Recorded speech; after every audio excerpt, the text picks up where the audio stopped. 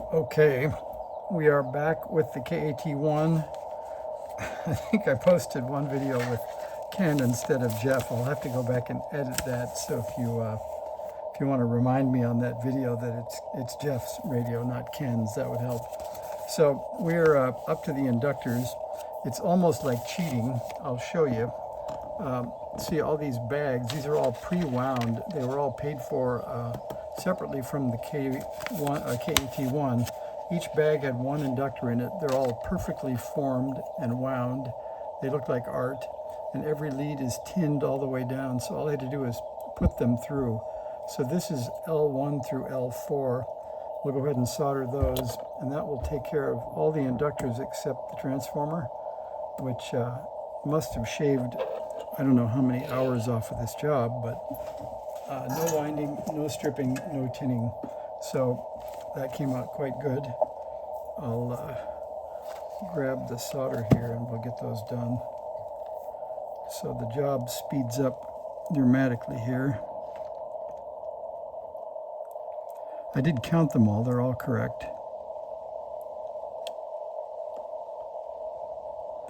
Maybe I'll give you a zoom in. You guys can count them to be sure too.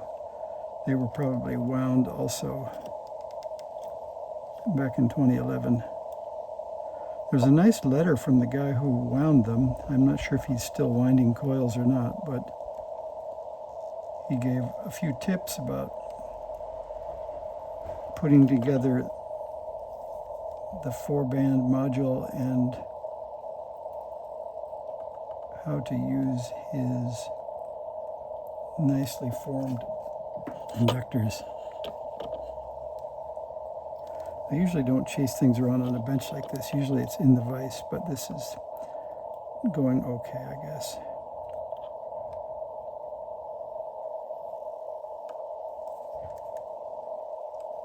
Time to get the soldering iron tinned up again.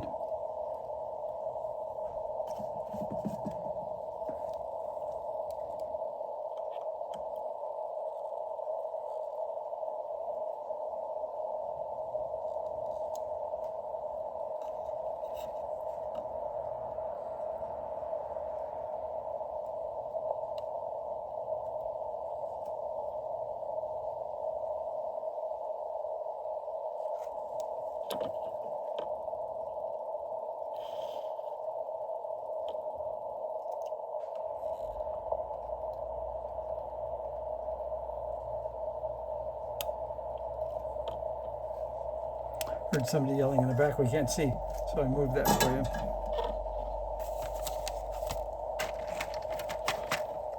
All right, let's see what we have here.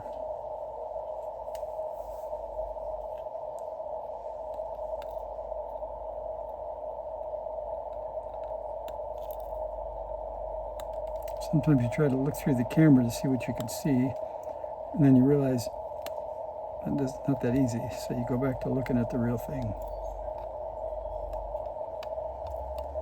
All right, that was quite nice to do all that. So there's all the inductors.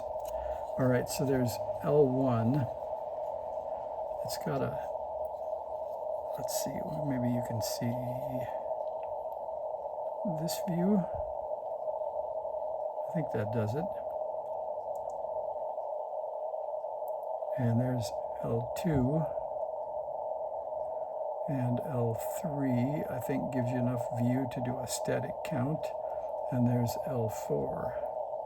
All quite nicely done, evenly spaced, looks good. All right, then we have T1 coming up. And T1 is an FTE 37-43. And it's got 2 10-inch lengths of wire on it, red and green, and they are twisted and 3 or 4 times per inch and 10 turns. So let's find T1.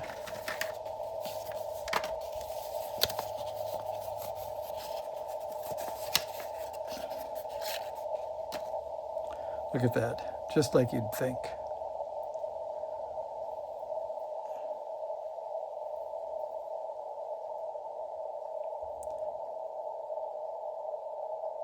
Yep, 10 turns.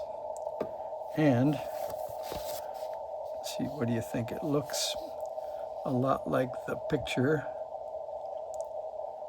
So let's see if we can turn it over. Will that make it better? All right, so there's red leaving on the top. And they show like this, I guess. So there's red, green, and then, oh, that's green, red. So we'll switch these two.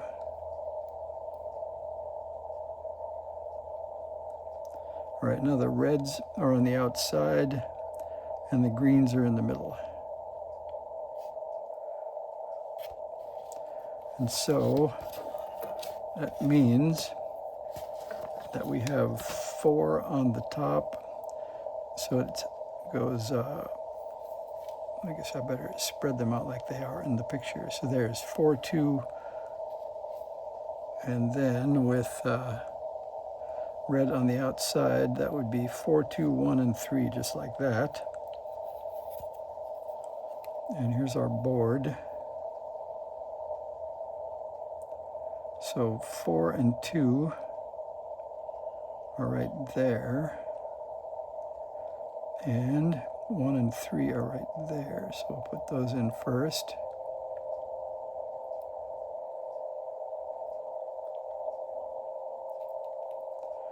All right, do you agree with that? So that's 4 on top, on the top side of the core. And then green is 2, and that's where they are. And then on the other side of the core, we have green coming out first. That is 1, and it's plugged into 1. And like that, you can see the red is going into 3. So that looks right. We'll push that down.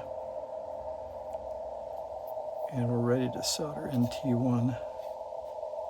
Again, it feels a little bit like a cheat code.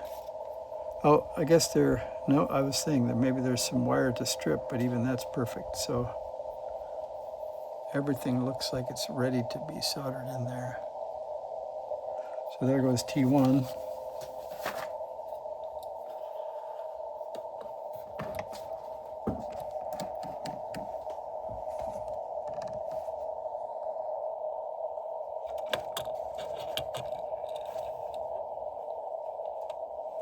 Like that.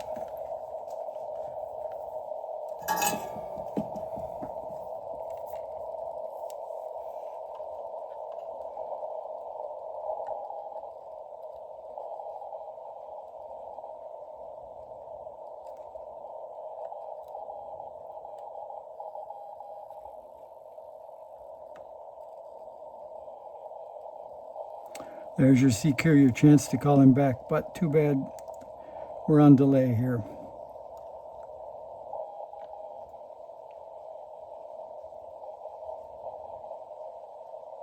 What's the SST, guys?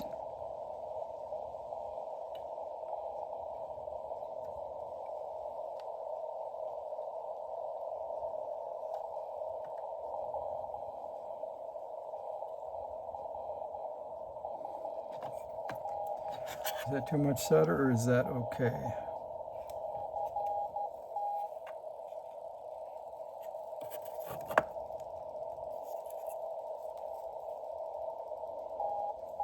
Looks pretty okay, I think.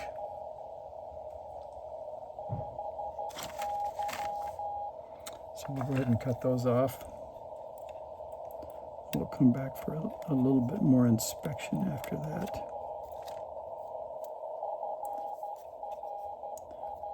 Magnetic diagonal cutters are not perfect. Okay, that looks like that. I might put some solder in the bottom right one.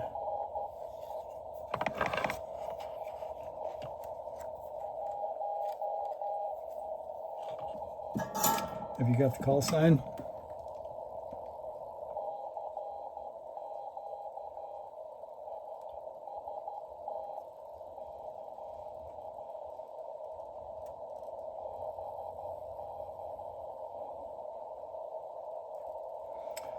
those are better. I think I missed you. Maybe you can see it after the fact. There they go. Those look better to me. Okay, so there's T1 looking nice. All the inductors are good. I think we're down to some connectors, sorry. All right, let's see. We'll zoom back here.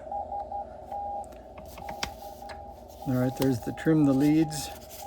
Completely remove the insulation. Let's see.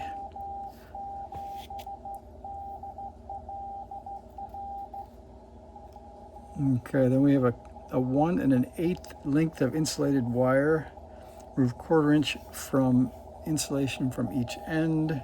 The jumper will form a 1-turn link through T1. I wondered why we had those extra pins. So I'm going to save that for the next trip out. I'll get that prepared so you guys don't have to watch that. And we'll get down to the end. Thanks for watching. See ya.